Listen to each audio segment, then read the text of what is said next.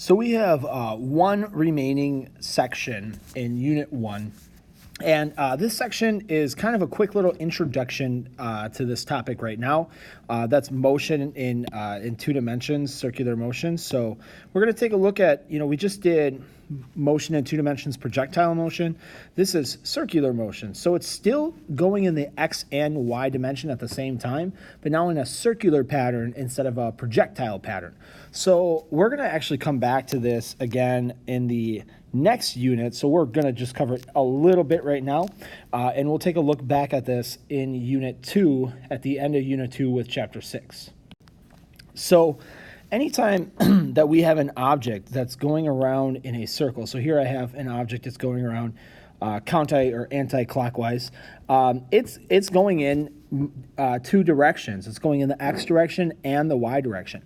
And in circular motion, we're going to assume for right now that we have at all these points a constant speed or a constant velocity. But since the direction is changing, meaning that in the first point here it's going to the left, here it's going down and to the right, here it's going up and to the right.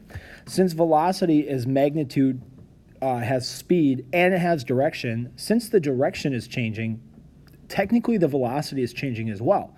So this concept of centripetal motion or centripetal or circular motion has a corresponding concept of a centripetal acceleration. Because the direction changes, the velocity changes, and therefore there has to be acceleration. By definition, acceleration is the change in velocity. So centripetal acceleration is just the name for this type of motion. It is not a new type of acceleration. It is just still acceleration. It's a change in velocity over time.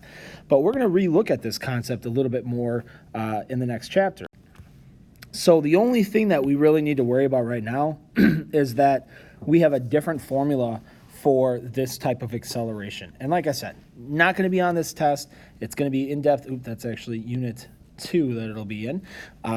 We'll look at it more depth, but for right now, all you need to know, and you really don't even need to know it yet, is that the centripetal acceleration, so we'll call this A, but often I'll use A subscript C for centripetal, so we know right away. The magnitude of that centripetal acceleration is V squared over R, and the direction is always towards the center of the circle. So in your problems packet, there was a problem where it asks you to make like a motion diagram of a car going around a circle.